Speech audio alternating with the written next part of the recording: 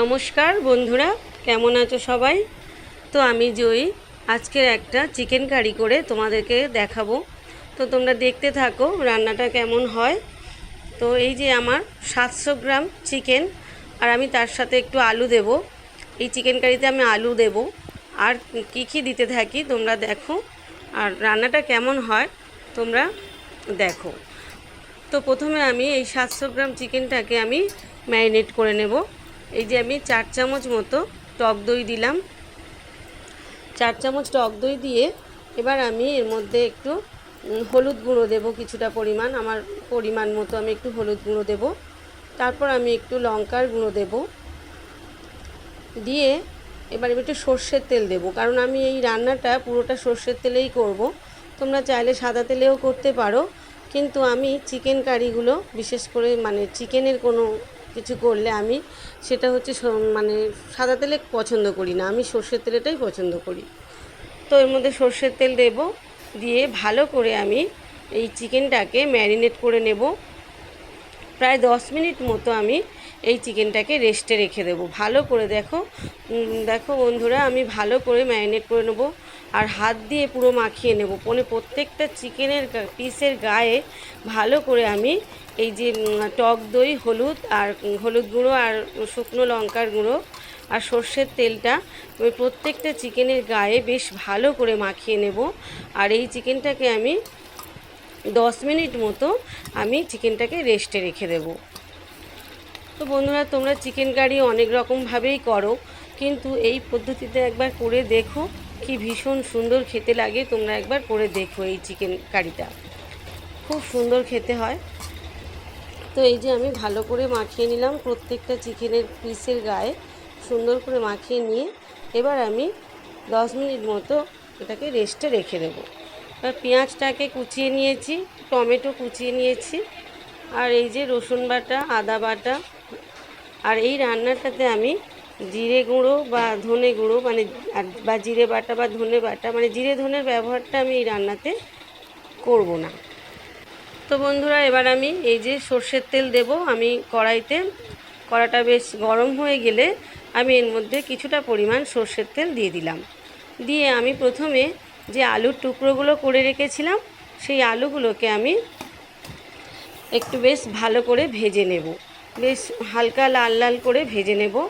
তো আলুটাকে আমি তোমরা চাইলে আলুটা নাও দিতে পারো, কিন্তু আমি একটু আলু দিয়েছি, কারণ আলু দিলে চিকেন কারিতে আলু দিলে আমার আমার খুব খেতে ভালো লাগে, আর আমার দুই মেয়েও খুব পছন্দ করে, তা সেই জন্য আমি চিকেন কারিতে আলুটা দিই। তোমরা চাইলে নাও দিতে পারো।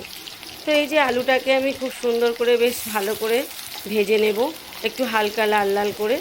এর মধ্যে আমি 1 চামচ হলুদ গুঁড়ো দেব, আর 1 চামচ লবণ দেব, দিয়ে ভালো করে আমি আলুটাকে বেশ ভেজে নেব। তো এই যে তোমরা দেখো আমি আলুটাকে কিভাবে ভেজে নিই। তো আমি এই রান্নাটা লোহার কড়াতে করেছি। লোহার কড়াতে এই যে চিকেন রান্নাটা করলে খুব সুন্দর একটা টেস্ট হয়, আমার খুব ভালো লাগে বেশ। আমি ওই জন্য চিকেন কষাগুলো বা চিকেন কারিগুলো আমি একটু লোহার কড়াতে করতেই পছন্দ করি।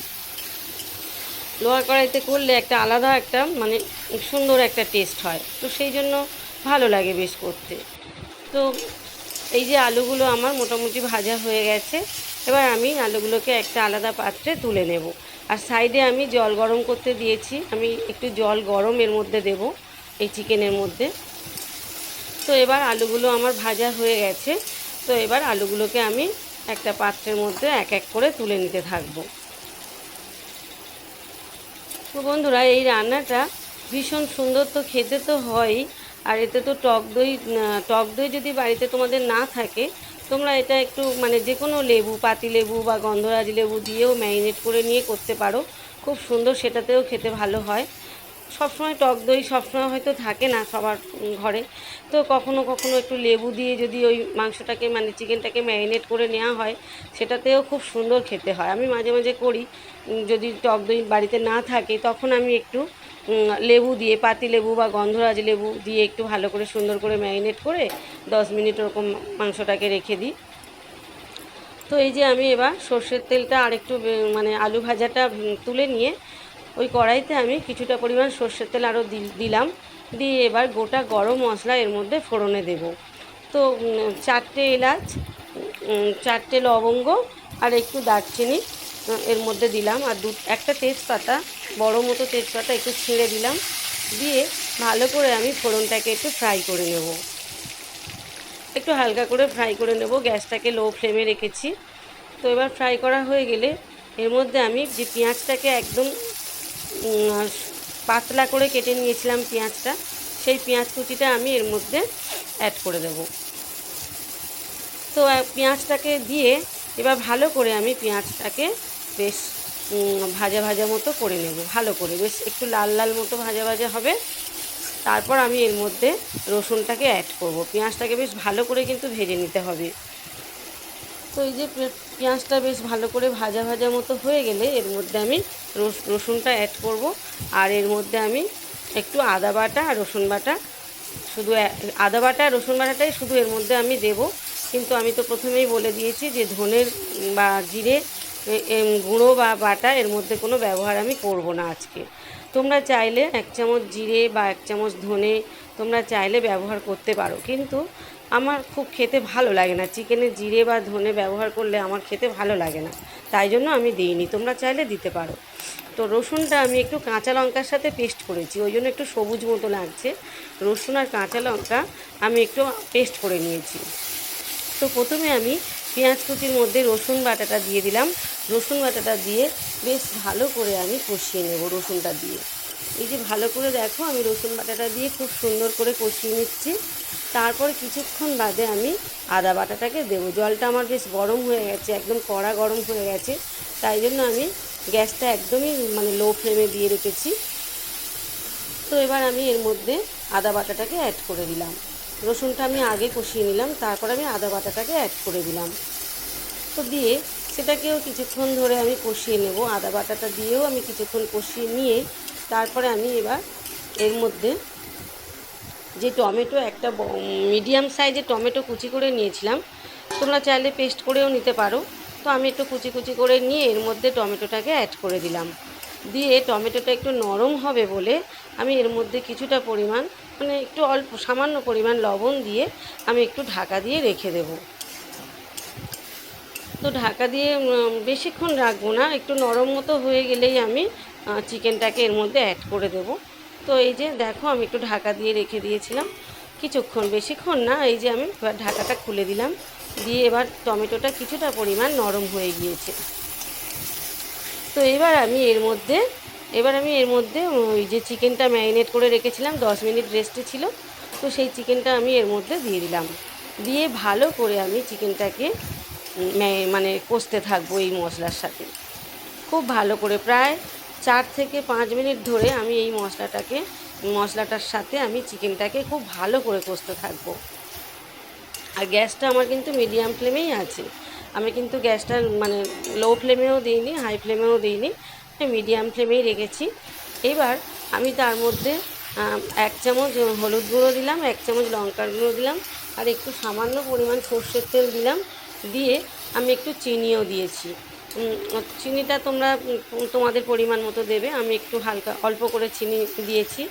দিয়ে এই যে ভালো করে আমি চিকেনটাকে আরও প্রায় 2-3 মিনিট ধরে আমি কষিয়ে নেব। খুব ভালো করে কষিয়ে নিয়ে এবার আমি এর মধ্যে যে আলুটাকে আমি ভেজে রেখেছিলাম হলুদ আর লবণ দিয়ে, সেই আলুটা আমি এর মধ্যে এবার অ্যাড করে দেবো।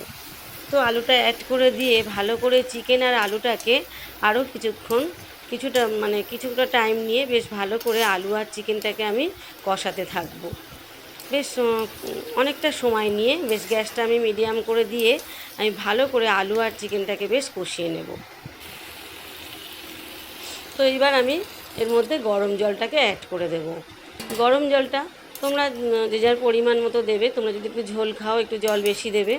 তো আমি আজকের একটু খুব যে ঝোল হবে তা না, আর গামাখামাখা হবে না, কিছুটা পরিমাণ একটু ঝোল থাকবে।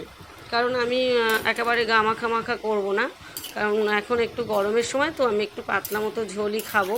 তো সেই জন্য আমি আমার পরিমাণ মতো আমার আন্দাজ মতো আমি জল দিয়ে দিলাম। তোমরা তোমাদের আন্দাজ মতো জলটা দিয়ে দেবে। তো এবার এর মধ্যে আমি আর একটু কিছুটা পরিমাণ জল দিয়ে লবণ দিয়ে দিলাম, দিয়ে এবার আমি এটাকে কিছুক্ষণ মানে ফোটার জন্য আমি টাইম দেব। তো আমি ঢাকা দিয়ে দিলাম এবার। তো প্রায় 6-7 মিনিট মতো মাংসটা ফোটার পরে দেখলাম সবই সিদ্ধ হয়ে গিয়েছে। তো এবার আমি গরম মশলা ছড়িয়ে দিলাম। তো এর মধ্যে একটু ধনেপাতা কুচি দিলে খুবই ভালো হতো, কিন্তু ধনেপাতাটা আমার কাছে এই মুহূর্তে ছিল না। তোমরা চাইলে এর মধ্যে একটু ধনেপাতা কুচি দিতে পারো, আরও সুন্দর খেতে হয়, আরও ভালো টেস্ট হয়। তো এই যে আমার মোটামুটি চিকেন কষা চিকেন কারি আমার পুরো রেডি। তো এই দেখো রান্নাটা এরকম হয়েছে, এই যে দেখো এরকম হয়েছে। তো সবাই মোটামুটি ভালো থেকো, সবাই সুস্থ থেকো। তো আমার ভিডিও যদি ভালো লাগে একটু লাইক কমেন্ট শেয়ার করে দিও। তো টাটা।